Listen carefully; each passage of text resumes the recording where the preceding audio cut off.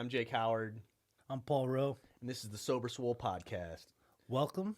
Strap the fuck in. Let's do this. So, what do you want to talk about tonight, Jake?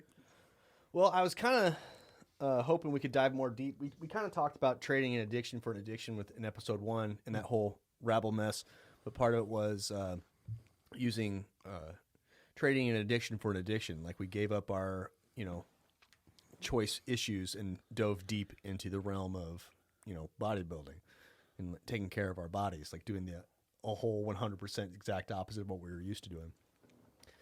And I kind of want to talk about how generally that's better for you all the way around, like mentally, physically, even some spiritually, if you're getting into that. All right. Yeah. I mean, I wouldn't necessarily use the term bodybuilding. I'm just going to speak for myself. I think trading an addiction for just going to the gym, period, more so. I was just using bodybuilding Right. as an example because that's what we do because we're so huge and stuff. Yeah. Yeah. Well, you're huge. Dude, no. Yeah, I like that topic a lot. I mean, I know I get a lot of criticism from family members or loved ones that say, you're just trading one addiction for the other. And I get it to a certain standpoint because regardless of the situation, an addict's going to be an addict. And, okay, am I not doing drugs and alcohol anymore? Yeah. So I think that's already step one, a positive note. 2, I'm now eating, which that was something I never did beforehand. Taking better care of myself. I'm sleeping. I'm getting the rest that I need. And, at the end of the day, working out for me, it releases those endorphins. What I have to be cognizant of is I need to find that balance because I get to the point of, okay, I need to work out 6-7 days a week.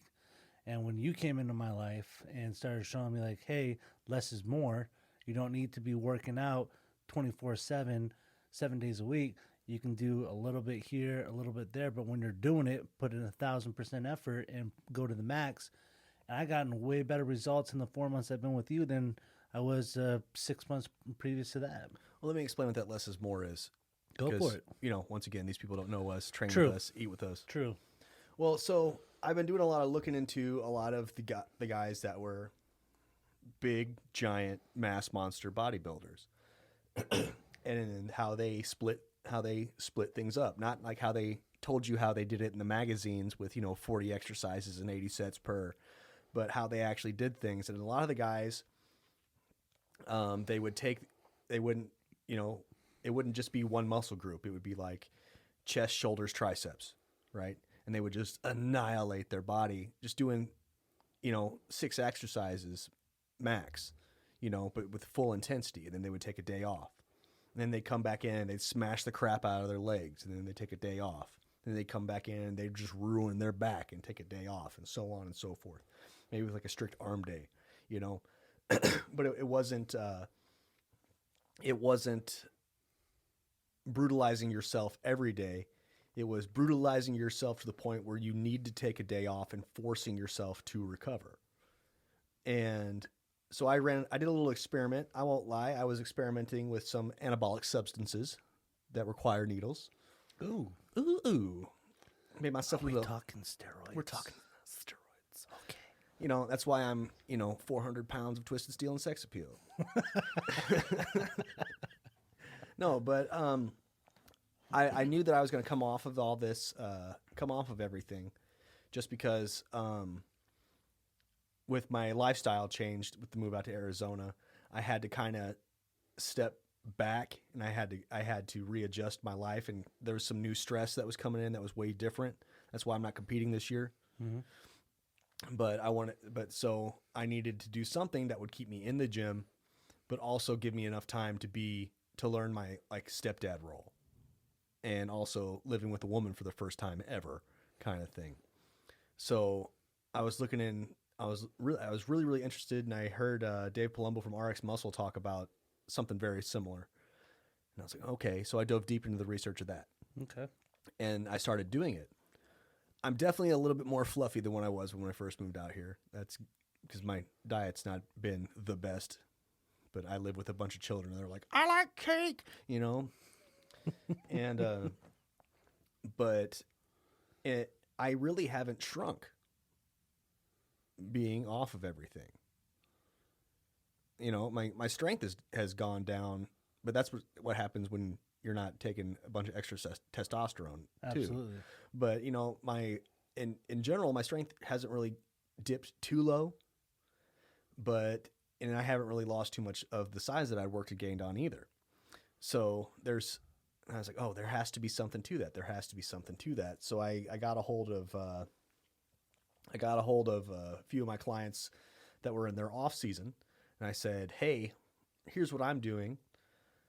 I think that I'd like you to try this too and see how it works.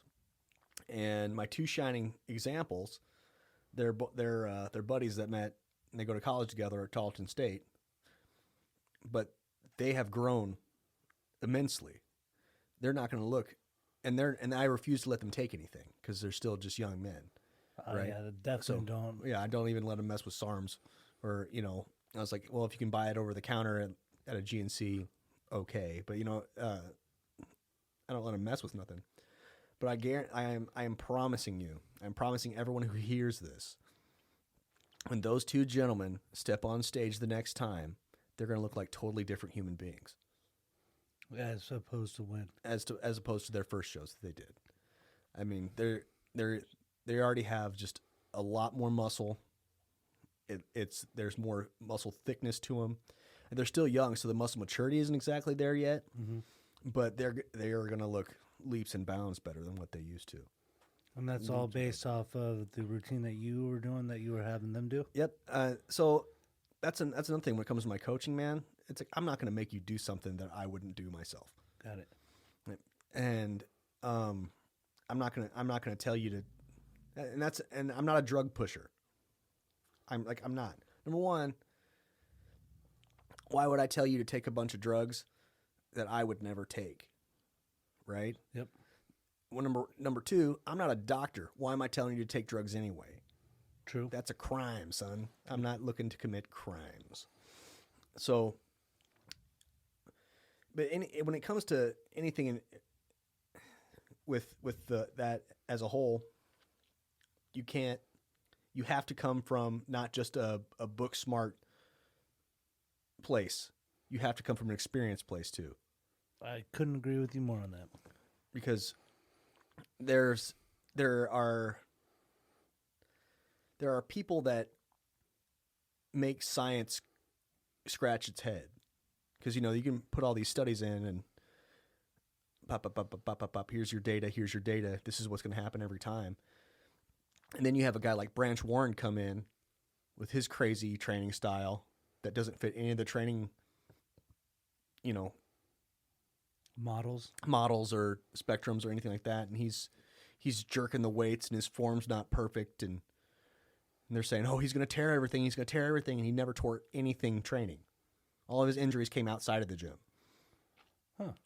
You know what I mean? So there has to be a balance in between the science and the actual experience and getting to know somebody to a point where it's like, oh, you personally, I know that if I give you let's say we have Ryan come back in here and you and Ryan are training for the exact same thing. Let's say you and Ryan are both the same size. You start off you're going to be doing, I could have you guys do the exact same workouts, right? Mm-hmm. But how you're eating is going to be way different. Yeah, we're all different. Right. How food's processed. And let's say Ryan would respond to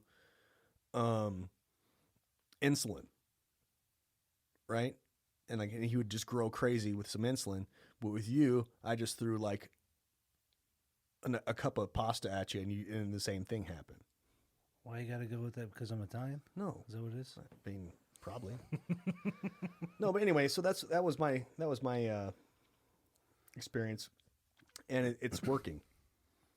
Everybody I've put on that is working, and then once it gets into cutting season, then we get back into 5-6 days a week smashing crap in the gym, just bring the shreds out. Gotcha. And how much time before a show will you start that? It depends on them. Okay.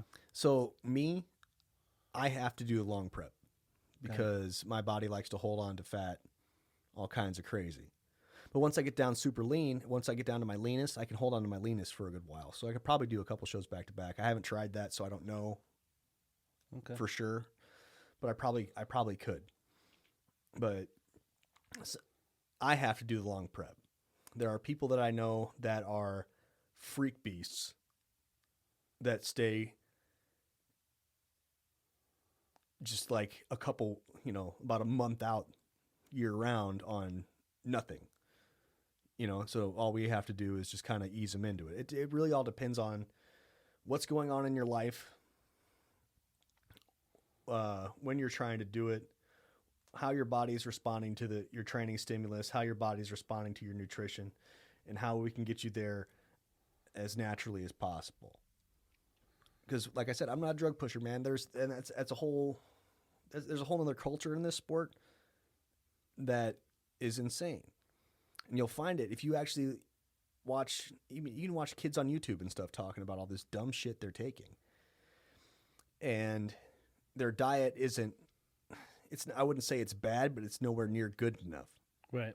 And then you watch them train, and they're just doing cheese dick exercises with nothing to it. And the culture has become more drug reliant than it has actual work reliant. Well, of course, that's with anything in life, and especially with the younger kids. They want it the easiest, quickest way with the most minimal effort. I want it, and I want it now. Yep. And what was beaten in my head was bodybuilding is a very long game. Well, that's why I always said it, even when it came to steroids. My question was always, would you rather take the steroids, look good for 3 years, or not take steroids and look good for the next 5 or 10, but it's going to take you double the time to get there? Well, and there are guys that maintain well and size down well, especially once they're done running crazy amounts of stuff. Like if you look at Jay Cutler right now, he's nowhere near as big as he was when he was winning Olympias, but he's still a pretty sizable, in shape cat.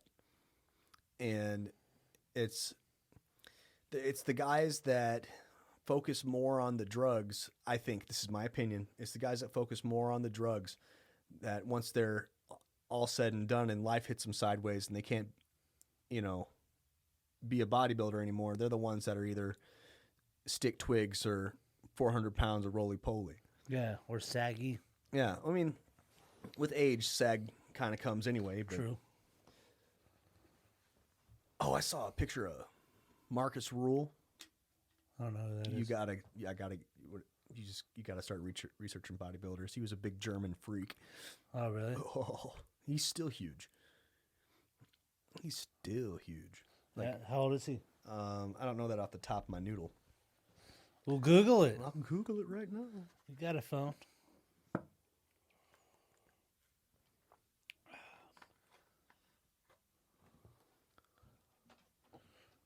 He is 47.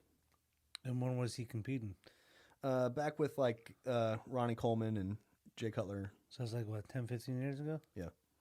So he's in their early 30s? Yeah, when he was one of the mass monsters. How tall is he? Man, Well, man, he's 8'10", Paul. Okay. That's a big guy. Yes, he's huge. He's a giant. Well, so what was the picture that you saw of him? Like that he still looks big after all these. He's 5'10", but he's still big. Here, let me pull up. And he's not running any gear or anything. Oh, like no, that? he's definitely still running gear for sure. But he was. I don't want to butcher the quote, but they said something about. Aren't you worried about your overall health? And he said, I don't do this to be healthy. I do this to be big as fuck, or something along those lines. Jesus Christ. Yeah, he's a big man. He is, but what I've noticed that's just because he's guest posing. That's not him in shape. Okay, because I was going to say he's got a gut like a motherfucker. Well, So I think they've pretty much nailed down that the gut comes from the excessive amounts of food that these guys are eating to maintain that size. Okay. But I don't know if I necessarily believe that either. Because that's one of my biggest fears is getting a gut. I see some big guys in the gym and I look at myself and I'm like, I'm not a big guy, but I'm, definitely a lot bigger than I was. And I'm grateful that I don't have that gut. And I still think I'm fat. Yeah, I know. I get a lot of sideways looks when I say that, but that's just my own fucking insecurities. I'm gonna take you prom dress shopping, Sarah. But no, the gut thing, Ruli Winkler, Jesus, proved that you can lose the gut this year already. What do you mean? So he's huge. He's got the best arms to ever exist. His most muscular is the best most muscular to ever exist in the history of ever kind of thing. And he's awesome. He's impressive. Just what the fuck is that kind of guy. And but he was getting the distended stomach kind of thing. And at the Arnold Classic in Ohio, he wasn't in his best shape, but his gut had gone down. And then when he went and did the Arnold in Australia, he hit just a really controlled, not full vacuum, but really controlled ab shot in his front double bicep, and just brought his whole.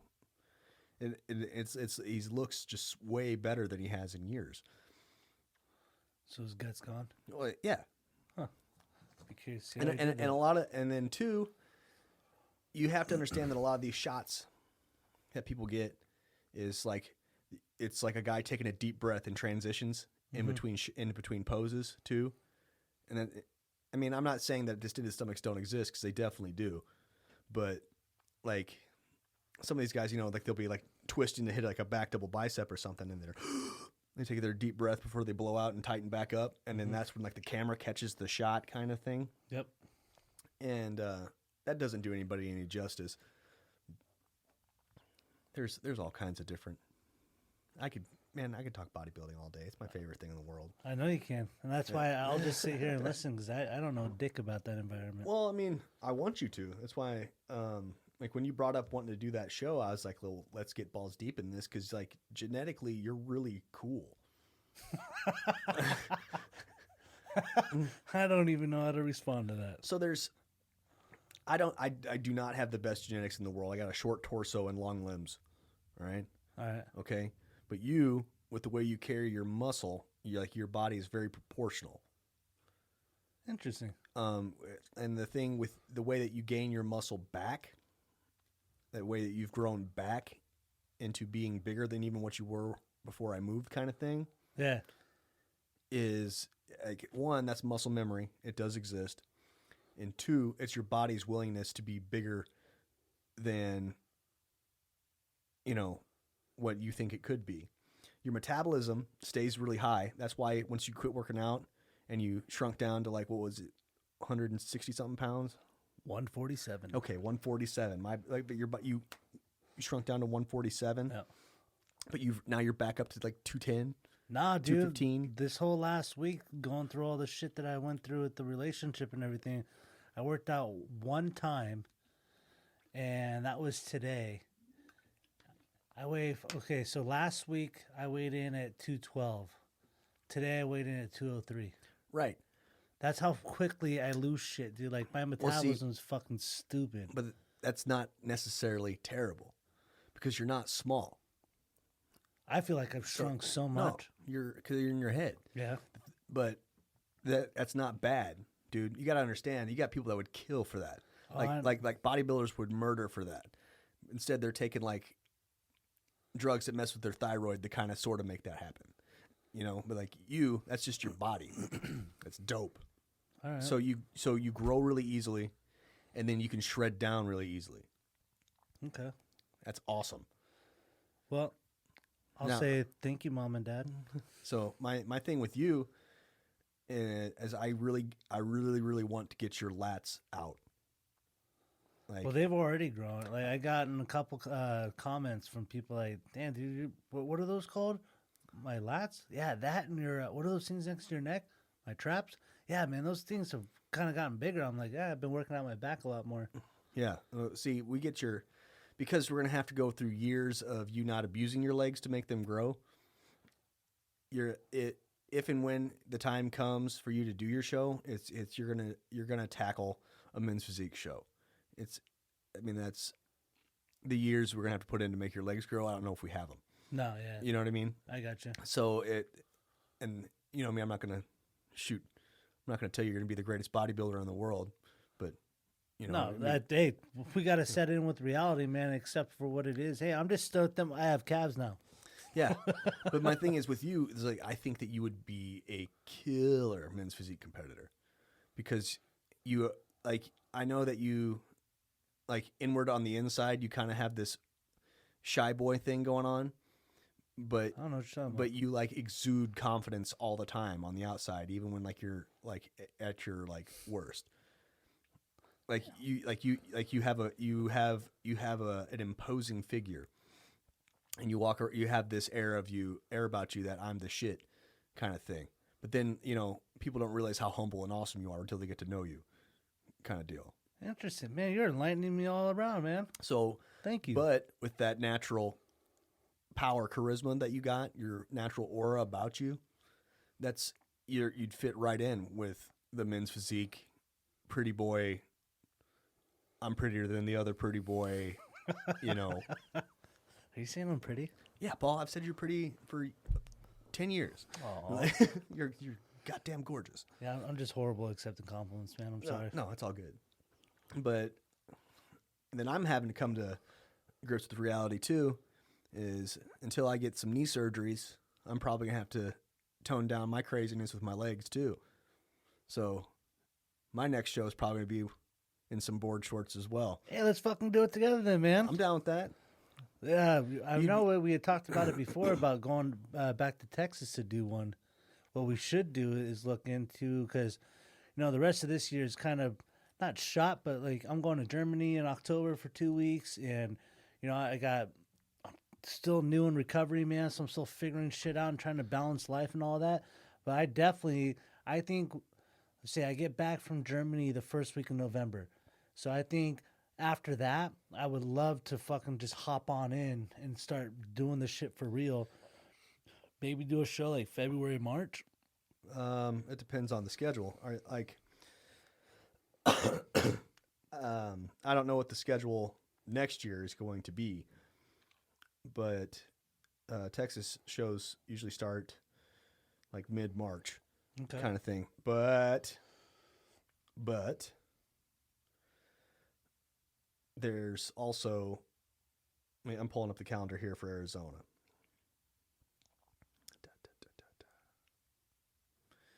And then two, I wouldn't mind doing a show in like California or Vegas. Okay. You know, we go to Vegas and hit my buddy up. I have a few friends that live out there actually. And then, you know, recovering addict bodybuilder friends too that would like take care of us and make sure we weren't being stupid. I need that, dude. The last time I was in Vegas, I fucking gave myself alcohol poisoning. Last time I was in Vegas, I broke even. Really? Yeah, I played blackjack and then like pretty much didn't spend a dime in Las Vegas. Huh. Yeah, last time I was in Vegas was, let's see, my daughter's going to be 14 tomorrow, and she was a year old because my ex-wife was pregnant with our son. So it's been about 13 years since I've been to Vegas. Yeah. It's been a while. So anyway, I'm sorry about going off on that random tangent, but No worries. no, so trading an addiction for an addiction. Yeah.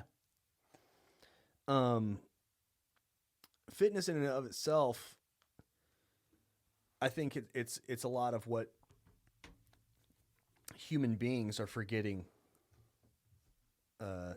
is important to our survival. Sure, we all live in, you know, houses and have air conditioning and heat, and we don't necessarily hunt for food all the time. You know, we can just go to the store and get it. But what human beings always forget is that we're animals. Yeah. And animals are not supposed to be sedentary creatures. That's why, you know, animal rights activists have fought for years to get animals bigger enclosures and things like that, bigger open enclosures, because, you know, they're bored and they don't play and they die early. Right. Well, human beings, if we're not active, we get bored, we get tired, and we die early. Yeah, that's true. And we've built our own zoo pretty much.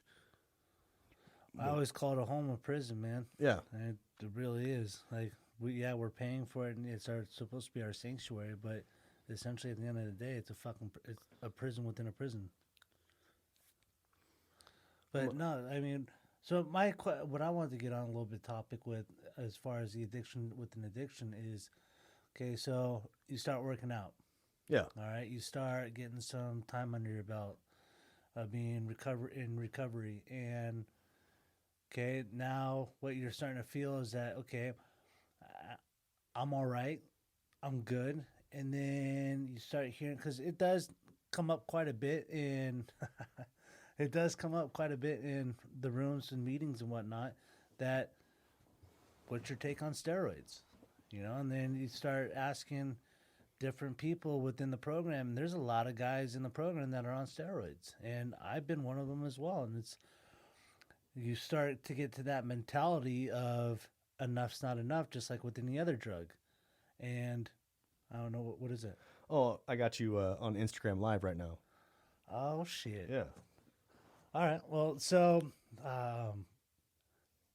yeah, I lost my train of thought. Well, no, we were I saw talking myself. No, we were talking about steroids and being in active recovery and working a program like AA. Yeah, and so with steroids, what's your take on that? Because I'll be honest, like, I caught myself kind of getting at what we talked about previously, you know, about, okay, I need to get more. And it's like, okay, whoa, it's time to take a step back and realize, okay, where is that coming from? And because I'll be honest, with me personally, what it all stems from is my self-acceptance. You know, because I never even knew what the term body dysmorphia is until you came into my life, and we're in the gym that one day, and I'm like, dude, that guy's way bigger than me. And you're like, Shut you're the fuck out up. of fucking your mind, dude. No, that guy is not fucking bigger than you. And I'm like, well, okay, what is that? Oh, it's body dysmorphia. I'm like, what the fuck is that? He's like, well, you're in your head. And that's true. Like, I grew up very skinny my whole life. I mean, I was 15 years old, and I think I've said it before that when I was 15, that's finally when I broke 100 pounds. Like, I was 5'5", 95 pounds soaking wet. I mean, I was a surfer and skater, man, so it didn't really matter. But at the same time, I still have it in my head that I'm that skinny kid. And if I loved myself enough, it wouldn't matter what people view me or how they look at me or am I big enough. Like, I'm not going to lie. That shit feeds into my ego. Yeah. Big time, dude. Like, yeah. when I'm fucking around guys and they're like, damn, Paul, you're big, or they grab onto my arm or something like that, it's like, you know, I get giddy, dude, about it. But I need to, if I just fucking love myself and not have the mentality that people are out to get me, like, because that's where it comes from. It comes from me getting bullied, me getting picked on. Well, the second I started getting a little size, that stopped. But I'm now fucking almost 37 years old. No one's out trying to bully me. No one's out trying to get me. It's like, I need to learn how to shut that off, and I know I'm not the only person that thinks like that. I'm still stuck on the fact that you like dudes grabbing your arms in the gym. Hey, I'm not gonna lie, man. Hey. However my ego gets stroked, it gets stroked. I know what tunnel my snake likes, right? Yep. No, but so when it comes to, I think, once again, so with the AA, it's you speak your truth, right? Dude, my sponsor said that. To thy own self be true. Right, to thy own self be true. And I think that if you are taking these drugs that are made to help you grow, but you're not using them as drugs, you're using them as tools, and you can recognize that, then that would be your truth. But if you're taking these drugs and you're using them as a crutch, this is what I need to be better and bigger, then congratulations, you've just found you're addicted to taking a shot. Yep. And then that's something that you have to decide for yourself. Because I mean, I'm not a counselor, I'm not a drug counselor, I'm not a doctor, and I am a big fan of people doing. I'm a big fan of people doing what they want to do with themselves, as long as they aren't hurting other people. As long Or as themselves. I mean, as long as other people's rights aren't getting violated, that's your business. But if you are hurting yourself by doing something the wrong way, then you are using performance enhancing drugs as just like you would heroin, just like you would, coke, just like you would alcohol. If you don't have any control over it, or you don't want to have control over it because you just know that that's what you have to do, then that's a no-no. You can't do it. Right. And I mean, we had that talk the other day. Yeah. I mean, because at the end of the day, I'm not you. Right. But if you're having issues with it, then you need to address those issues before you move forward. Right. That's just the name of the game, man. Yep, I absolutely agree, and that's why I always value your opinion. I respect your who you are as a person, and anything that you suggest to me, I'm going to take that wholeheartedly. Well, I appreciate that, man. Absolutely.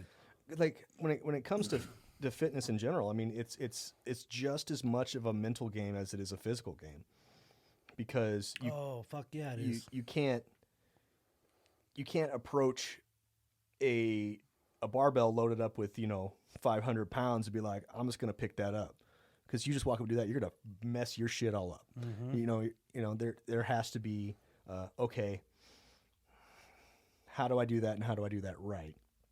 Okay, I know for a fact now that is a goal of mine, and I'll get to it eventually. Yep. And you have to be cerebral with everything you do, and with how you're eating, how you're supplementing, how you're sleeping. And that's another thing that I think that we all have a problem with too, because I think not we all. I don't want to speak for every addict in the world, but I think you and I, we used a lot of our addictions to go to sleep. Yeah, that was one of my main things. So now going to sleep is like, okay, there's nights when I'll be having insomnia and I'll be like, man, I could just go have a drink and go to sleep. And then I'm like, no, you can't do that. Oh, you suffer from insomnia? Not as much anymore.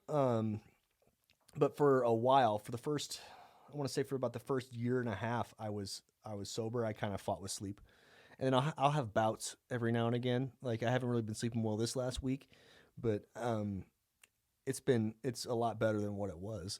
Oh shit, dude, I'm like the opposite. Like, dude, I can't even stay awake during a movie. I get shit from my kids all the time. Like that. Like, I was just watching last night Avengers Endgame, or not Endgame, the fucking one before it, whatever it is, and I was like, huh, yeah, I don't remember any of this, and freaking I get told, wait, you fell asleep that early? I'm like, yeah, that's what trips me out, because I primarily used weed to help me sleep, because back when I was younger and I was in active addiction big time with hardcore shit, I was fucking using god amounts of fucking heroin and pills and whatnot, and if I would go a day that I couldn't pick up or whatever and start having withdrawals, I associated the sunset or the sunrise with a withdrawal.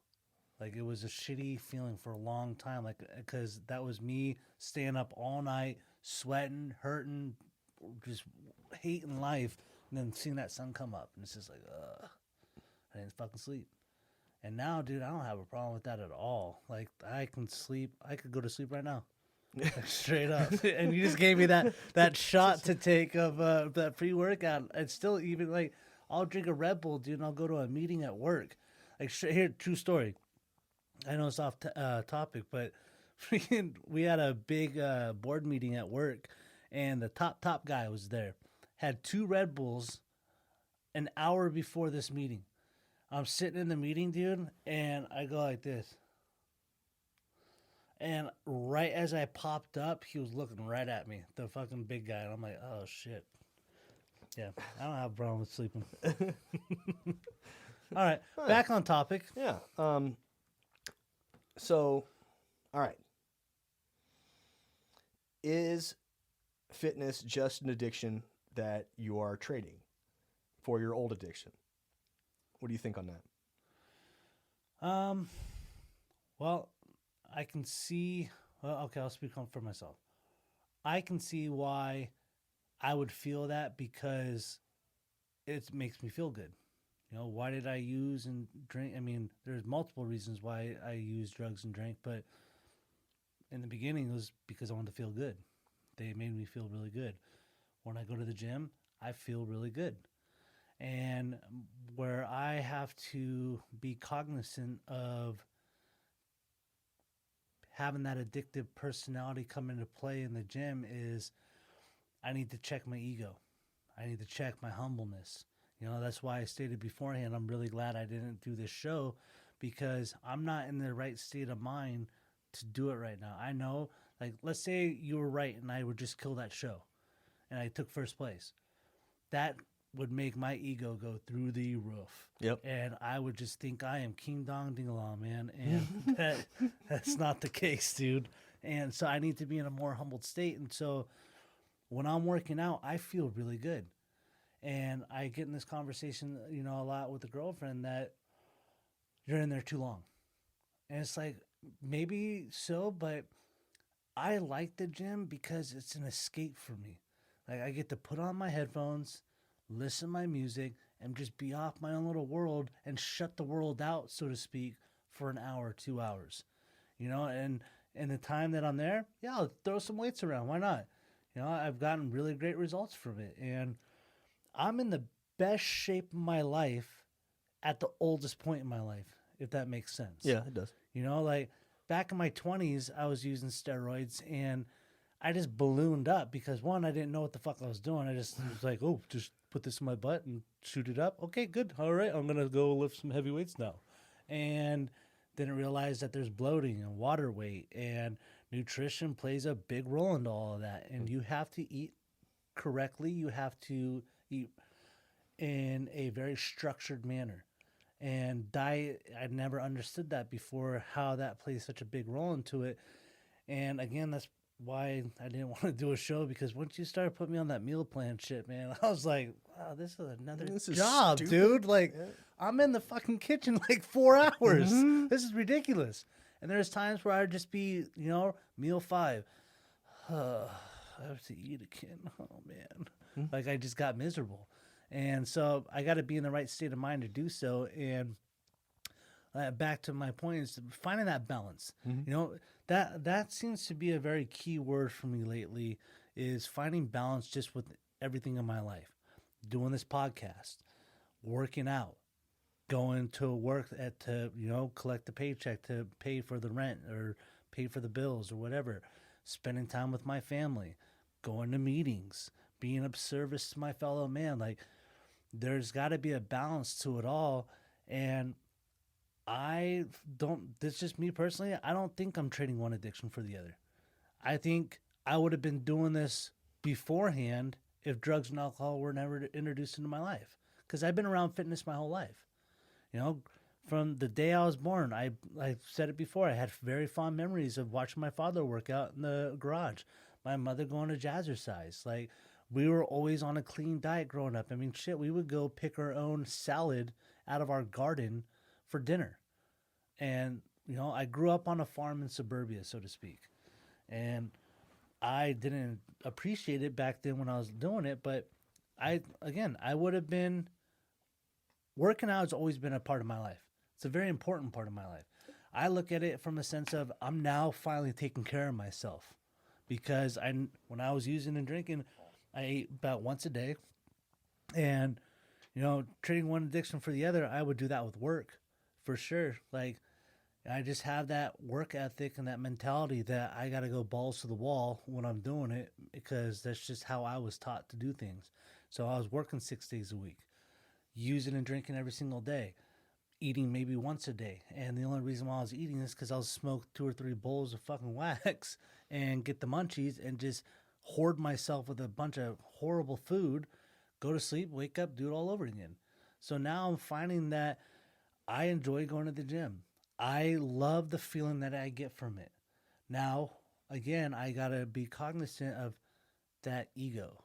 I got to be cognizant of, okay, what's my purpose? Why am I working out? You know, I'm working out because I want to better myself. Okay, why am I wanting to better myself? Well, I want to show people that, hey, you can fucking change your life, and through fitness it can be done.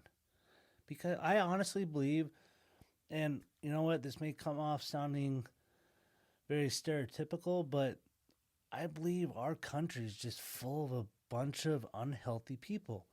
You know, you go to other countries and, you know, you see people riding their bikes around, walking, they're in good shape. And I get a lot of times, especially from family members, I get a lot of flack that I'm shallow because I go off of outer appearances. Well, what else am I supposed to go off of? I don't know you right off the bat until I get to meet you and know what your lifestyle is, what your habits are. I'm going straight off of appearance. And if I see someone who's overweight, I'm thinking to myself, they don't take care of themselves. Well, guess what's going to come from that? You're going to have hurt joints. You're going to be complaining of pain all the time. You're probably going to be depressed. You're going to have a ton of mental issues. Me going to the gym, that's my way of releasing whatever's going on. And it can be either good things going on in my life or bad things. Like, for an example, I could have a shitty day at work and know that when I go to the gym, I'm going to be angry and maybe at first and just work out. And before I know it, without even thinking about it, I'm leaving there and I'm like, and do I get that sigh of relief that I would get after fucking hitting a blunt or snorting a line or whatever it may be? You know, I get that sigh of relief. The endorphin rush. There it is. Yes, exactly. The endorphin rush. I love that. So no, I don't feel I'm trading an addiction for the other. Now, again, that's just my personal opinion. Other people might have other thoughts on it. I would like to see more people take care of themselves, and by doing so, I think, think you need to be going to a gym to do so? No. There's many other alternatives. You can go on hikes. You can take your dog for a walk. You can go on bike rides like I did today. You know, like, there's different forms of doing it. I just personally like going to the gym. Right. Was the recommended exercise for people is 3 days a week of 30 minutes of some kind of activity. That's it? That's it. Jeez. And just get your heart rate up a little bit. Go take a walk. And where's that, like out of the American Heart Association or something like that? That's just like the general rule of thumb. This is the buzz, yeah. And yeah, it's a good jumping point. But then, you know, like, we'll see, all right, my grandpa's had 3 heart attacks. Okay? Still alive. Kicking. He had 2 in one day. Holy shit. This is when I was a kid. It's actually he was like, oh, I better retire. You know, that kind of thing. Okay. But then he has been very avid about his exercise and staying in shape. Now, he had his 3rd heart attack when I was still living in Illinois back before I moved to Texas. And they walked in and put a stent in, and he was like, okay, cool, I'm done here. Can I go home? You know, and if he hadn't have been so active, he wouldn't have recovered. And this man's in his 70s. Okay. You know what I mean? Mm-hmm. Like, so he had 2 heart attacks previously, decided to get his butt in gear. He works out at a gym in Peoria, Illinois, and he goes for a while he was riding a bicycle everywhere. He went and got another job at like Kmart back in the day, you know, just for something to do. He and Grandma are both very active people, and I don't think if he hadn't have been active, I think that 3rd one would have come sooner and taken him. You know? Absolutely. And I think if more people realize that at a younger age, the quality of life will definitely increase, period. I'm not saying that everyone has to come into the gym and get as jacked, tan, and juicy as possible, you know, and get the the sexiest body in the world, because not everybody gives a shit about that kind of stuff. But I think if the mentality of this country kind of switched from this I want it now, force-fed stuff, and kind of got back in touch with a little bit of the animalistic side of us and realized that we need to move, and we all just moved a little bit more, this country would probably be a little bit better off in general.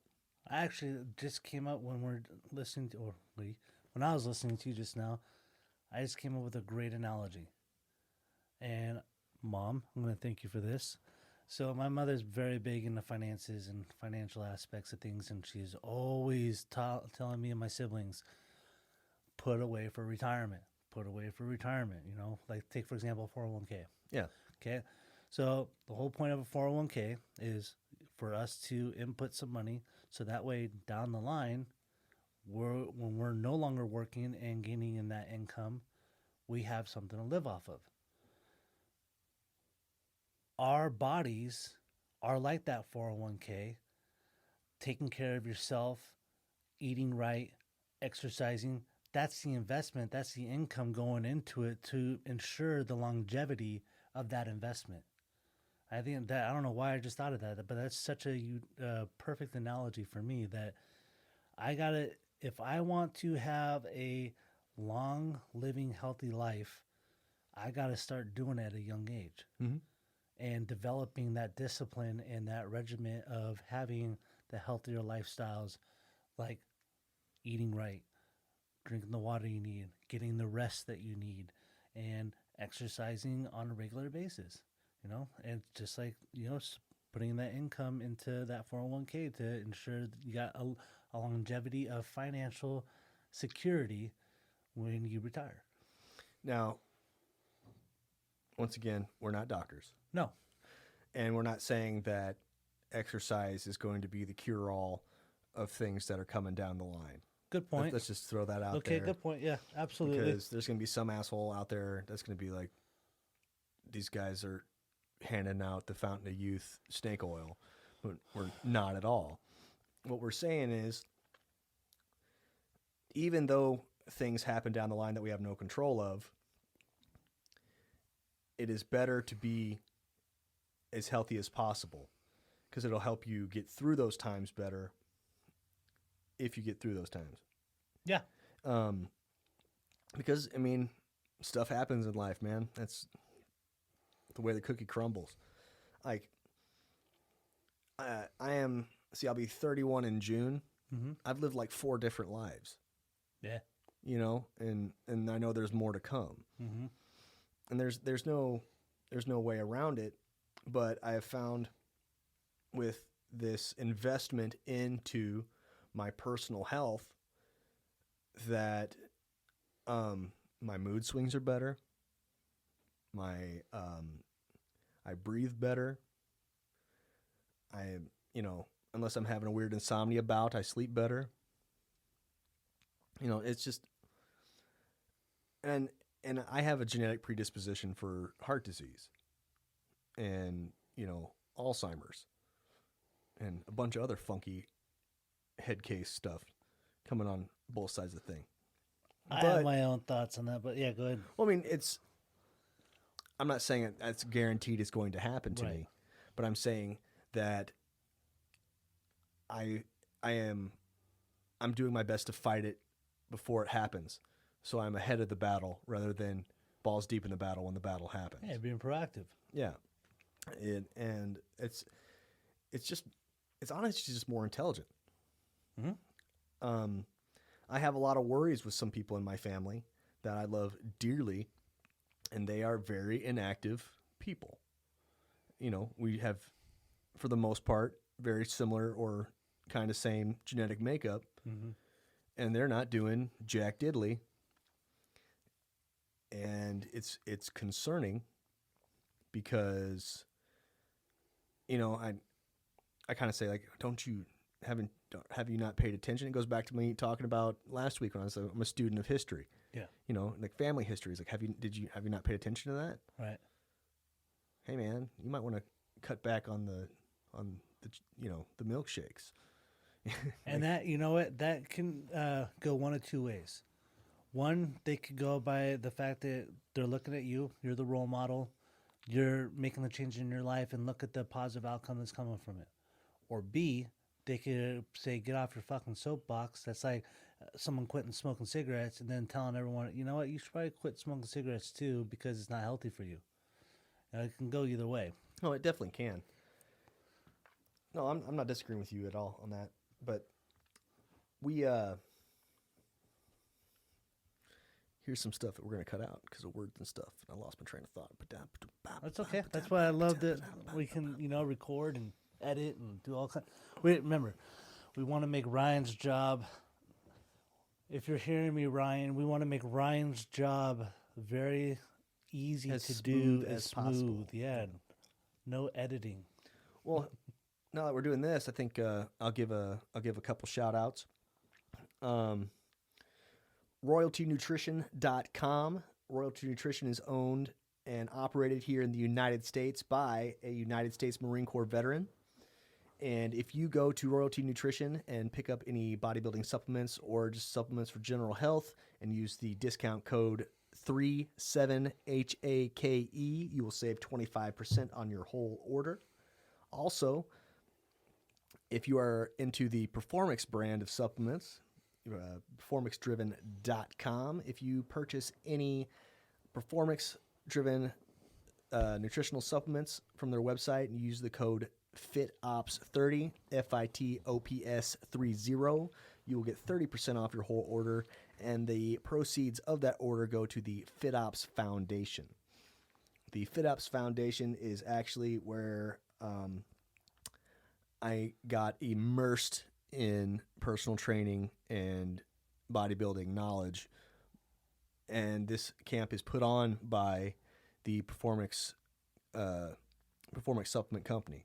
Okay. The owner of Performix is a Army veteran that wanted to do something to help veterans who have a willingness to serve people and also enjoy fitness, give them a step up, a hand up, not a hand out in the fitness industry. And it's pretty much what got me rocking and rolling, and eventually, I wouldn't say right off the bat, but eventually doing pretty darn decent in the fitness industry out in Texas. And I am nothing but grateful for the FitOps Foundation. Rock on, man. There you go. Yeah, that brings up a good point for me, is that I was just thinking when you were saying that just now, that I have such admiration for people that want to help encourage bettering other people's lives. Like the two gentlemen that you just got done speaking of, and the foundations that they've set up. That is so cool because, again, it ties back into allowing someone to find themselves. I had a brief stint in being a trainer for 24-hour fitness back in the day. And I'm not lying, like the amount of joy that I got within that however amount of time was in between them starting and seeing that confidence come through, seeing that smile come through, the way they felt about themselves, feeling just amazing from working out and changing their lifestyle. There's nothing even close to that, man. Like the only word that comes to mind is sheer joy. Yeah, and that was my big problem. That was what was hardest about giving, was packing up and moving. Because I'm not saying I'm the God's gift to physical fitness and helping people with like what's on my hands. That is on your hands. You forgot all about that for a second. But there was something about the environment that I was in and the people that trusted me with their fitness goals and helping them achieve them. It was the coolest thing up until the birth of my daughter coming up in July that I have ever done. Good save. Well, no. Listen, I'll let you read this poem when we're done, but I wrote something for her. Really? Already, yeah. I'm telling you, man, being a parent is that's why like that joy that I was just expressing before. Like when I say there's no greater feeling, I'm talking just specifically in that environment. Like, don't get me wrong, like the yeah. birth of your kid, dude. I can't even put into words what you're gonna feel. It will change your life. I can guarantee you that it will change your life. It's an incredible experience, dude, and I'm so happy that you're gonna be able to have that experience of your own because it's life changing, man. Well, I mean, Sorry, I didn't mean to sound like a dick, but no, good save. no. No, it's definitely a new challenge coming, Oh yeah, and like you said about finding your balance, it's gonna be a whole nother animal to find the balance with. Literal animal. This is my child. Let's be real here. It's gonna be a beast. She's gonna be a freak, destroy people. Oh, we went and did a sonogram last month. She's a self-soother. How the hell can they know that? She was already sucking her thumb, homie. Really? Yeah. Dang. Times have changed since my kids were freaking in the womb. But no, back to your point, like you were saying, like that joy that you got from allowing people to trust you in their goals. Well, and also I think it comes from, I had felt that I had burnt a lot of my bridges and I was pretty damn well worthless and I was scum. And I had discovered that fitness had turned my whole thinking about myself around. And I wanted to do that for other people. And that's how I got into personal training. So I was like, man, if this makes me feel so good, I can help other people feel so good about themselves. Mm-hmm. And then that led into coaching people to do, bodybuilding shows and stuff too. And that's a whole different mind game, because once you get because you really have to learn someone's body and get them tweak them down to the point where their body's kicking on all cylinders and they're as lean as they can possibly be, on top of not being flat and stringy, and on top of so many working parts. And I love it. It's like the only thing I'm really like excited about being technical with, because otherwise I'm on the fly kind of person. Yep. But like when it comes to like, let me get to know your body, I want to make it the best it can be, and it's like I get to, like, at the end of the day, when it comes to you exercising, you yourself are the hammer and the chisel that makes the sculpture. Oh, dude. Great analogy. But, when you hire me, I'm the guy that's like, but I can put some clay here, or, hey, why don't you chisel a little bit right here, and I can kind of help guide the painter's brush, but not, and also step back in the background and watch you present your own art piece. Oh, that was beautifully said, man. Thank you. That was like, I'm not being facetious when I say that. Like, that was a great analogy into how you explained that. Oh, and let me hammer something here real quick. Ladies, you are going to find all kinds of people that are coaches or self-professed coaches, jag-off trainers, and they're going to put you on some dumb diet that is sub 1,000 calories at some point. You need to fire that person and move on. Why is that? Because you're killing yourself.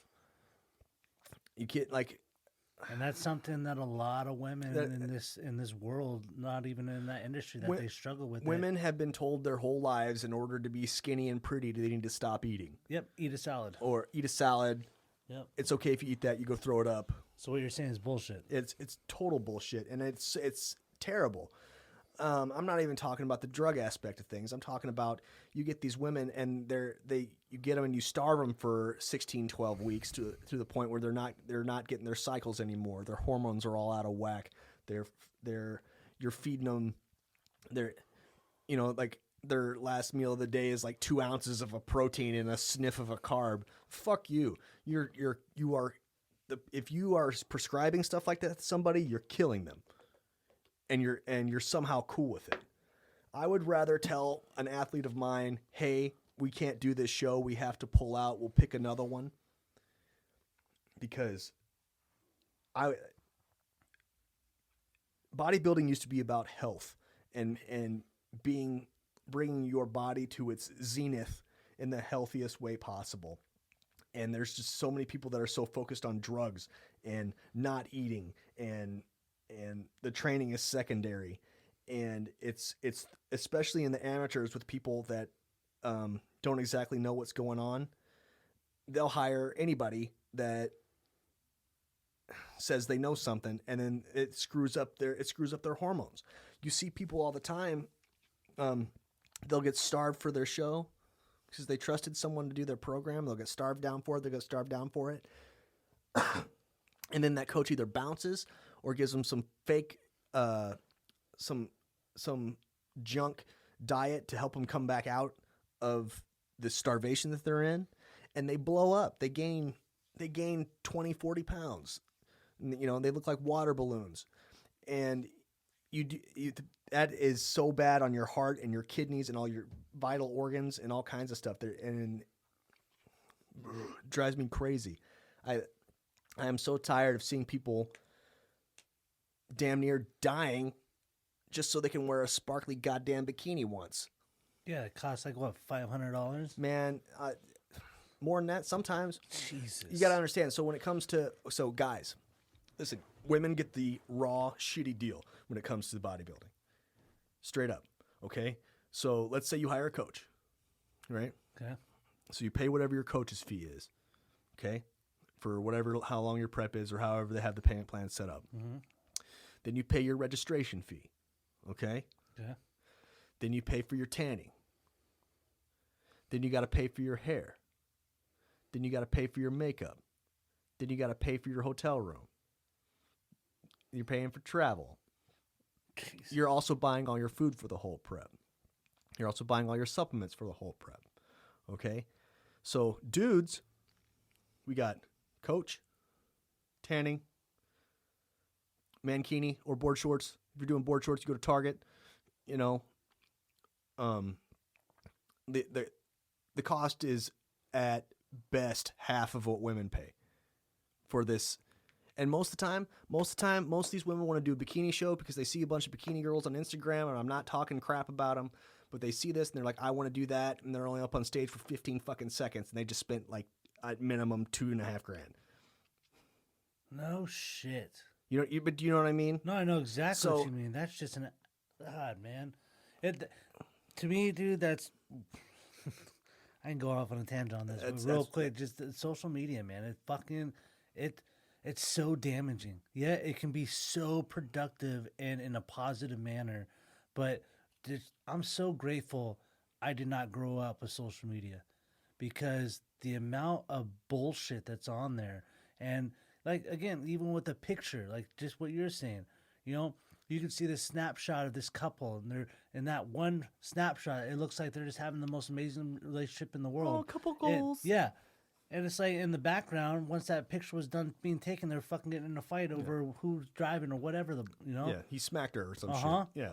It sucks, dude. And that's such a shitty deal that these women get. And I didn't even know that until you just brought that up. And that's another reason why I try and keep my relationship off of social media. Yeah.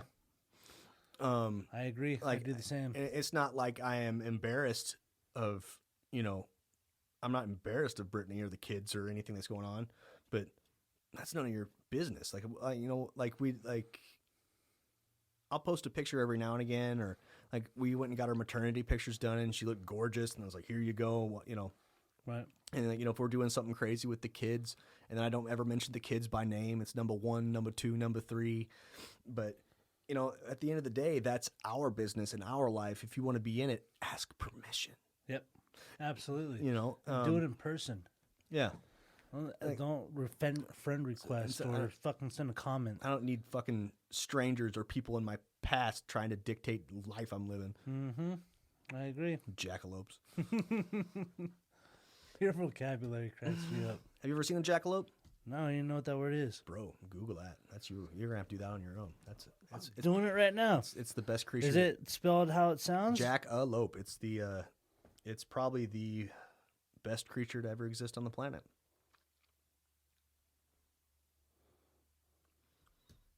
But yeah, ladies, I'm gonna come back around on that. It's a mythical animal. Uh-huh. Oh shit! It's a rabbit with antlers. Yep. No kidding. It's a jackrabbit with antelope horns. Yeah. Yeah. I'll be damned. Jackalope. Learn something new every day, ladies and gentlemen. But ladies, I'll come back around on that again. Your hormone balances are entirely different than a man's. Okay, so how do I want to put this? You have to eat, and if you are getting into a sport that requires you to show your muscle, you need to get the proper nutrients for your body, for your hormones to show that muscle. If your hormones that are already on a higher fluctuation rate than a man's are on a higher fluctuation rate just based on your stress and things for this prep, and you're not feeding yourself, you are doing damage to your organs and systems. Not only that, mentally, I would assume Like- too. Mentally, it's crazy, and it's going to suck and it's going to hurt, but if you're not eating enough, you are making it so much worse on yourself and so much worse for yourself down the road. There are women who are in this sport that they let's say they wanted to have kids down the road, but they've done so much. They've done a few shows, and they've done them to where they were starved or fed wrong, or they took the wrong thing that their coach told them to take, and now they can't have kids. Or you get these ladies that they talk to the wrong people and they start taking the wrong kind of supplements, and now they talk like this. Yeah. You know what I mean? And when it comes to hiring a coach, you need to research that mofo. I'm talking reach out to clients that are past clients, not current clients, maybe not just current clients, but people that used to work with them in the past. You need to know who you're working with, because sure, there are reputable coaches out there, but that just because they're a reputable coach doesn't mean that's the right coach for you. And with the way social media works, and there's actually there's an influx of people in the fitness industry that can do the coach's job. You have to find the one that's the right fit for you, or take the time, take everything that you need to do and learn yourself to a point where you can do it yourself. Don't just go to a coach because your friend went to the coach. Understand that I tell people all the time that I'm not everyone's cup of tea, and I will not pretend to be. Because I'll cuss at you. Yep. Yes, you will. And He's not lying. And you come at me wrong, I'm gonna make you feel real bad about yourself. And a lot of people don't respond to stuff like that, and I get it. Yep. There are athletes that have left me. They've gone to, and they've signed up with other people and other teams and things, and I am 1,000,000% okay with it. I get it, and I tell them all, it's like, hey, at the end of the day, you still are family. My number isn't going to change, and if it does, I'll let you know. Right. You know how to get a hold of me. We've been through this ringer once before together. We can go through it again. But if you want to go train with somebody else, go train with somebody else, man. That's cool. Yeah. Because it's your body at the end of the day, and I would rather you invest in trying something different and maybe getting better results. Your win is my win. And anybody that's ever worked with me, I am just as proud of you right now as I was when you trusted me, and if you still trust me. I don't harbor bad hate and stuff about like that. That's dumb. It's a good outlook. Yeah, man. Because that's very rare in this world. A lot of people get resentful and angry because it, again, feeds back into that ego. There was one that I got kind of upset about. It's because they didn't tell me they were leaving. Okay. And they were just like, this is my coach. And I was like, what? No, what? Uh, But you know, but we worked that out, and I was like, hey, I'm not going to bite your head off.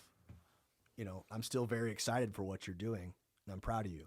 You know, and I think you would have just rather had it be a little bit more forthcoming and honest. yeah, you know, and Nothing wrong with that. because it made it look like there was shady behind my back dealings, Right. which there was. That person's coach is a terrible bitch.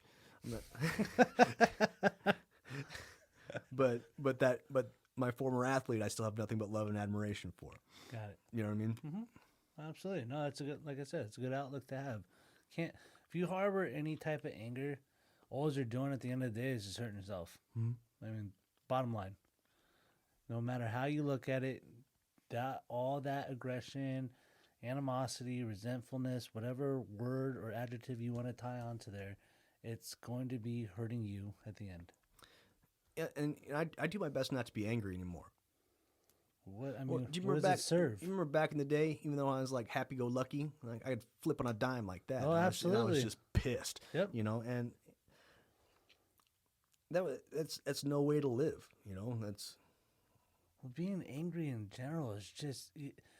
I forget where I read it at, and I'm not going to try to butcher where it came from, but the basis of the study was it took more energy to exude out anger than it did to exude happiness.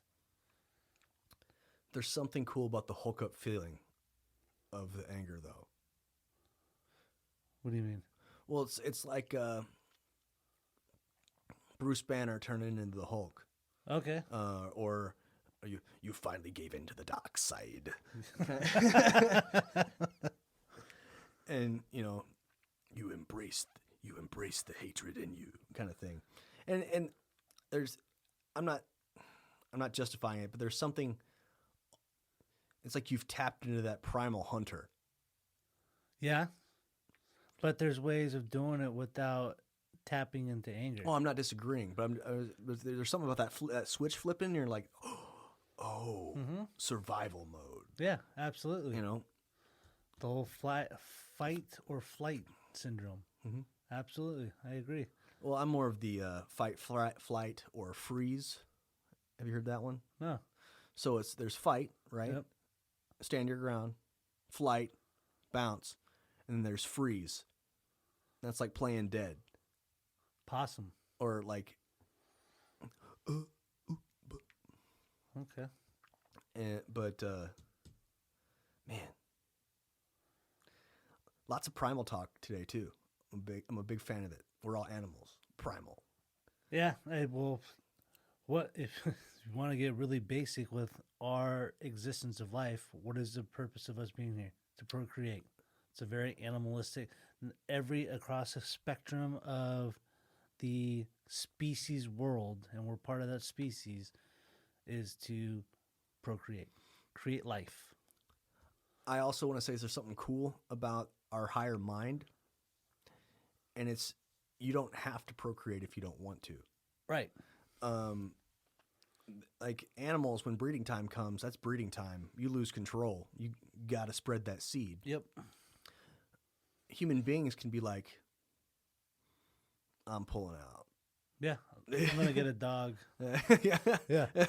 Absolutely. You know, and I know lots of people that have made very conscious choices to not have children and not be parents. And they get like dumped on sometimes. And I totally respect that, dude. Yeah. You know, that's just like, again, my opinion, there's a lot of parents out there that shouldn't be freaking parents. There are a lot of people, a shitload of people that are just horrible parents. Yep. And they keep their kids. I know. And then they send these just poor abused children out into the world hoping they figure it out. Yeah. You know? It's just, I feel just as firmly as I do with there's certain people that shouldn't own animals. Yep, That's a big thing for me. And I think that's, I don't want to dive too deep into this because this would be another episode. Yeah. But I think that's a cool, it's pretty cool that we're doing the parenting thing uninebriated. Yeah. You No, know? I know we were talking about that beforehand. We should definitely have that be an episode. That should be a whole nother shindig. Yeah, because there's a lot of topic on that. Not topic. What's the word I'm looking for? There's a lot of substance to that topic. There you go. Substance abuse problems. Yeah. This is a podcast about sobriety. Right? Recovery, sobriety, working out. Lifting weights. Yeah, man. Throwing weights around, dude. Because I know it helps me at the end of the day be able to feel good. I mean, in retrospect, have you ever met a person that works out and leaves the gym's like, I had a miserable time. I fucking hate it. I'm not a happy person. I know I haven't. I have. His name is Jake. Jake Howard. You've left the gym feeling miserable. Yes. Really? Yes. Actually, last night. Okay, now No. I'm gonna ask: does this have anything to do with your ego because you couldn't lift the weight as much as you wanted it to? So, a little bit into me physically because people don't know me. Gotcha. So I was told by the wonderful people at the VA as I was going through all my medical stuff through them that I need double knee replacements. Okay. Carrying around your And all the gear and shit. well, I mean, yeah, and then because I have bone-on-bone grinding in both my knees. Ooh, yeah, that's some dangerous shit. Man. And so last night I was training legs. It's my favorite thing to train. It's actually how I got my knees to be stable after I lost a bunch of weight and stuff too. So I built my quads up around and built my hamstrings up and got everything as tight as I possibly could. But it's at the point now where even training legs is very difficult. I was doing, no joke, 225. I was going to do a set of 12, easy peasy. Pop, pop, pop, pop. My left knee decides it doesn't want to stay exactly on track anymore. So I about collapse. I get everything racked back up. I still re-rack all my weights because I'm not a fucking turd. Oh, dude, don't get me started on that. And I grab all my stuff and I just go home. This is, of course, after warming up. This wasn't my first set. I had worked my way up to 315. Did one. Did another set of one. And I was like, okay, that was your heavy. Let's get back to a light working weight. Let's just rep it out. We're just going to pump the legs up tonight and we're going to go home because it was late. My body wasn't having it and I was pissed. I think that just plays again into that ego thing. Plays into expectations. Because you were expecting to get back down to that weight because you'd already warmed up. Okay, I'm going to get back down to this weight and be able to do it no problem.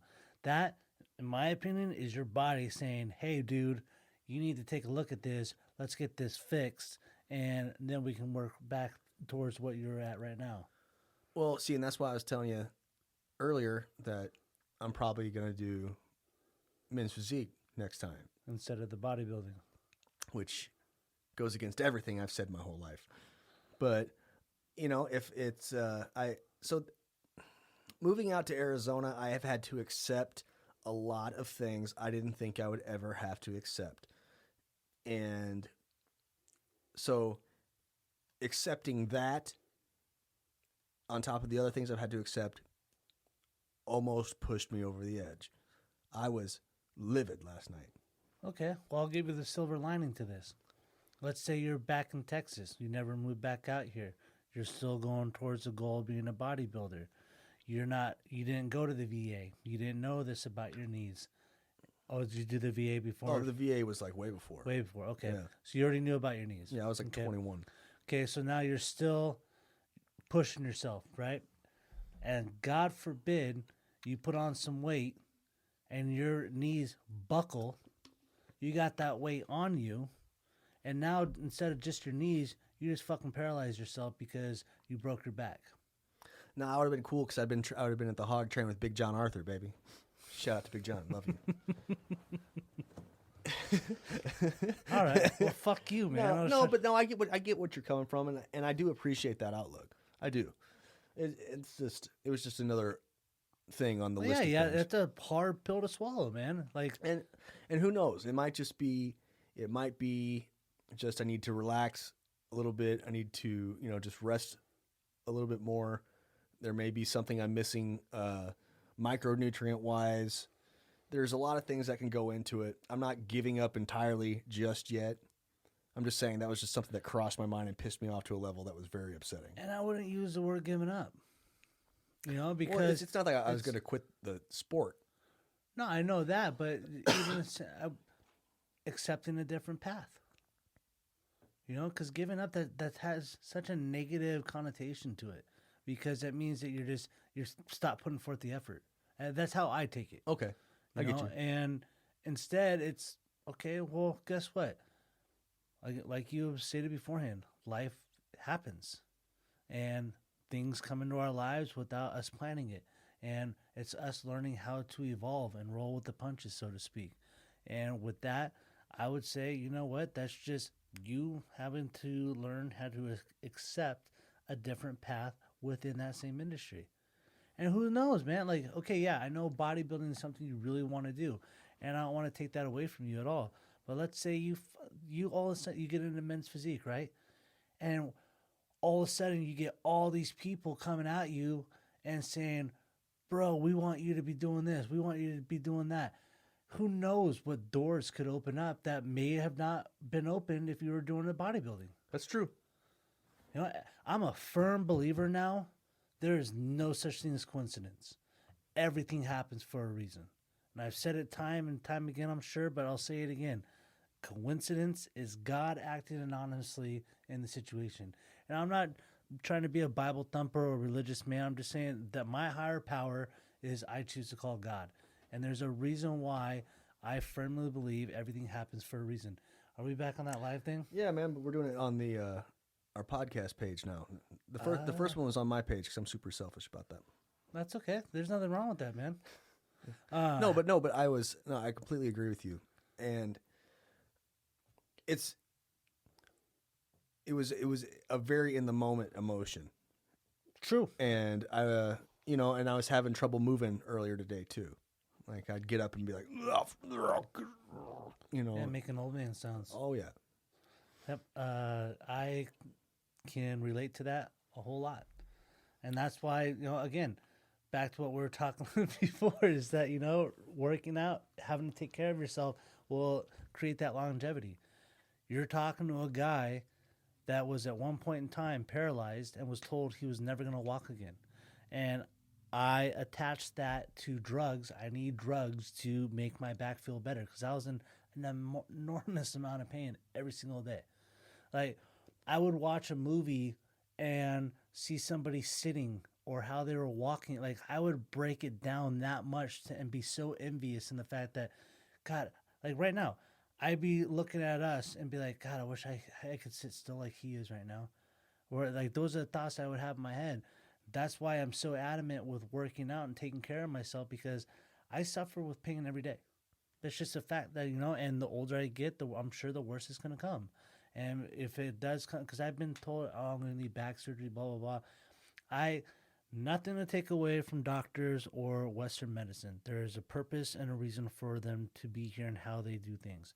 Me, I just choose to believe that our bodies are a miraculous feat of engineering and we can accomplish a lot of things with just sheer willpower, mentally, taking care of yourself, taking the right food, supplements, and all that. And so I choose to gear my working out around how I'm going to protect that back or protect, like, when we're working out legs or deadlifts. Thank God I had you to show me the right way of doing it because my stubborn ass would have been trying to lift the weight completely wrong. And I'm going to mess up my back. And then I'm going to be depressed as hell if I'm not working out. That's a part of me. You, with your knees, if you're not taking care of yourself, God forbid if you weren't working out, I think I know you pretty well, you would be a miserable fuck. Oh, guaranteed. And I would feel really bad for anybody in your close surroundings of having to deal with that. And her name is Brittany. Right. Yeah. You know, it's just you got to take care of yourself, and you got to look at the fact that, you know what, I just look like I picked my nose right there. You probably did. No, it's just itching. I'll do it with the forefinger. There you go. You know, I understand what pains are, man, and it sucks. There's some days, dude, where I go to try to tie my shoe and I can't do so. Like, it's like, because I worked out legs extremely hard or worked out lower back that day, or the next day I'm feeling it bad. But again, I don't stretch. I'm horrible when it comes to that. That's and why I put on your plans, Paul, stretch, do it now. yeah, dude, you know what? You could write it down, put it in my face, and I'm that stubborn, man. I gotta have it be done with me. I really want to incorporate stretching into my routine. I think that's very, very important. Let's do yoga. Dude, I'd be so down to do. I did that when I was locked up, man. Bro, I remember going back and talking with my cellie and just being like, bro, I have never been this sore before in my life. And he was like crying, laying on the ground too. It's like, that is some serious work. And EOS has classes that you can do on, I think, Monday nights. I'm not sure what time it is, but we can look it up. Because I do know, I mean, I'm not an expert, but I know those yoga studios, they cost a little bit of money. And right now, I know I can speak for both of us. Financially, we're not available to do so. Well, you know, in between us both, we've got an army of children, and you know, start a freaking football team. Hell yeah, let's do that. I wish, dude. I've tried to get my son to play ball. He's a mama's boy. Nothing wrong with that. I'm a mama's boy too, but his mom played basketball, so he wants to play basketball. And you know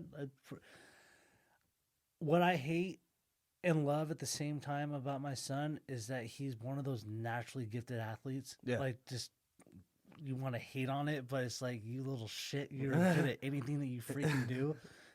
Even to bowling, you know, kid never bowled before and he bowled a strike within his third bowl. It's like, come on, man, just play football. You'd be so good at it. But now, knowing what I know about that sport and the amount of concussions and mentalness, or not mentalness, what's the incapacities that you get mentally? Well, I was gonna say, look at us. We've had a few concussions. We're the brightest bulbs in any room. Hey, you know what? I'll give myself some credit. I am a pretty intelligent man, but yeah, I've been hit in the head a few times to where there'll be times when you and Ryan are talking, I'm just like sitting there, like, I always think about that episode of Friends. I'm a big Friends fanatic. And where Joey is being offered to buy an encyclopedia, and he goes back in his memory of, there's times when the group of friends were talking about something and he'd just laugh along with it because he didn't know what the fuck they're talking about. That's how I feel sometimes with you and Ryan. I'll just be sitting here like, yeah. Oh, time and space continuum. Yeah. Indeed. Indeed. Or even in this, you know, like when that's why I'll just let you talk and I'll just listen, because I don't know dick about the fitness world or, you know, working out. Like, I know what works for me. I know, like, and that's how I would train somebody, and that's not the proper way. And I'll be 100% honest. 90% of it's sheer laziness. I don't want to put in that work. I don't want to do the research. I don't want to do all that because that is not fun for me. I'd rather just hella fun for me.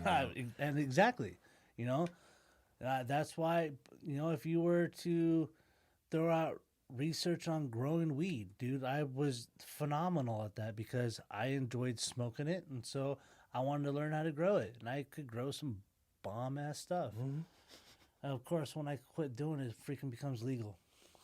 Makes sense, right? Yeah, it does. Oh man, how long have we been going? Well, we've been rock and rolling. It's 10:15. Yeah, I've been having to take a piss for like the last 30 minutes. Well, I mean, I think we've said what we need to say, I think. Yeah, I'm feeling pretty confident. I think if we go a little bit any longer, we're just going to kind of be rambling. Yeah, I think we were getting ready to hit that stage. Yep, I think so too. I think that's what happened last week too. That's exactly what happened last week. Yeah. I haven't listened to all of it, which I'm going to on the way home and tomorrow, but yeah, I think we're going to find that there's, I don't know, for me personally, I feel the energy in the room. And I feel like start to drop a little bit, and I'm like, okay, that's my cue. That's okay. Let's wrap it up. I think we got it. Because I don't want to have too much editing when we're doing this. I would like to keep it as raw as possible. Yeah. And it makes his job easier too. I mean, shout out to Ryan for, again, his loving embracing of allowing us to use his studio. Well, let's do a in conclusion here. So let's wrap it up. Yeah. So,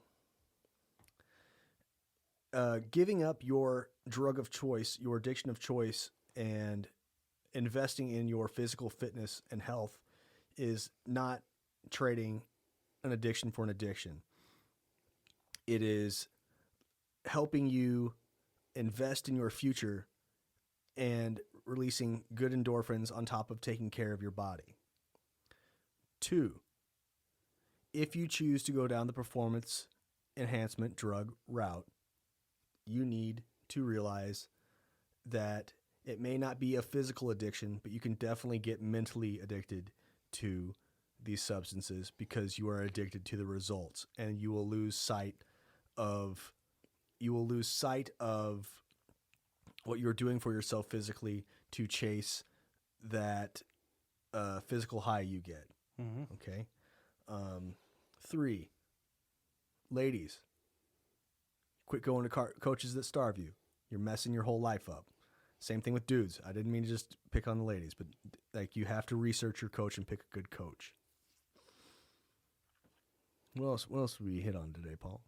That we're all animals. We are definitely all animals. We need to be more active. Yep. I agree. I think you nailed it on the head with all 3 of those key points that we pretty much went over in our beautiful podcast tonight. And you know what? I enjoy this shit, man.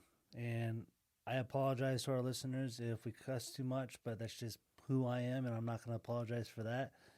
And I love this. I love working with you, Jake. I love doing this. It's very therapeutic for me. Yeah, I was gonna say, this is definitely. I didn't think that I was gonna be the one that needed this. Yeah. Right. Yeah. I couldn't agree with you more on that, man. We got in this to help other people out, and then we're out here just hashing out our own bullshit at the same time. Yeah. But you know what? At the end of the day, a lot of people can relate to what we're going through, or currently going through it themselves. And so hearing a different perspective on it, you know, I'm sure there's a lot of women that are going to be listening to this and be like, yeah, you know what? My coach does starve me. I should take a deeper look at that, because they're going to just go off the fact that, hey, I hired this person. They know more about me. You know, just like going to a doctor. You should research who you're going to see as a doctor. Yeah, he may have practiced medicine, but he may be administering it completely in a wrong, immoral fashion. Same thing with that coach, you know. And I think there's a lot of people that can take benefit from this. And I'm not speaking from an egotistical standpoint, but I firmly believe that we all in this world can use a little help. We just got to reach out our hand, and I did that with you, Jake. Oh, boo. Oh, hey, and speaking of coaching, if you are looking to get in shape, or possibly even down the road looking to do a bodybuilding competition of any sort, I would gladly talk to you. Talking to me that first time is always 100% free. Get a hold of me on Facebook at Body Revision Fitness. That's the name of the page. If you want to get a hold of me on Instagram, my Instagram personal handle is @HakeJoward. My email address is jdhoward0311@gmail.com. If you are interested in taking charge of your health and think that I might be able to help you, please get a hold of me. All right. Well, I think we did it. And shout out the Coop. Oh, yeah. Okay. So just want to real quick give a shout out to the Pigeon Coop. More importantly, my home group, Fourth Dimension. It's a men's stag meeting let's try that again. It's a men's stag meeting at 7 p.m. every Sunday night. It's a fantastic meeting, guys. If you guys really looking for some strong recovery, I highly suggest coming. You know, more the merrier. You're more than welcome. And just in general, Pigeon Coop, man, they got a lot of great meetings there, along with other places in the valley that got meetings. You just got to go online. You can go to aaphoenix.org, and you can look at any type of meeting list within your area. I firmly believe I work a program. I think meetings are important, and I'm not speaking for everybody. There's other people that do sobriety in their own way, man. And just as long as you're taking care of yourself, being sober, making those right decisions. Heard it tonight in my meeting, 99% of the hardest thing is to make that right decision. I firmly believe in that. So with that, man, I'm just going to say, hope you all had a great time listening to this. I really wish you guys nothing but a wonderful rest of the evening. And thanks again for listening. Hey, where can people get a hold of you? People can get a hold of me on Instagram at How You Doing? And that's HWUDOIN. And my email address is Paul Rowe, PAULROWE, number 33 at outlook.com. Or you guys can reach us at our soberswolepod at gmail.com. Also, be sure to follow us on Instagram, and that's at SoberSwolePod. Thank you guys so much for listening. It's been a wonderful shooting the bull. I hope you enjoy it too. Have a great whatever freaking time of the day you listen to this. Yeah, that's true. And I just want to tell you one thing, Jake. I love you, man. I love you too, brother.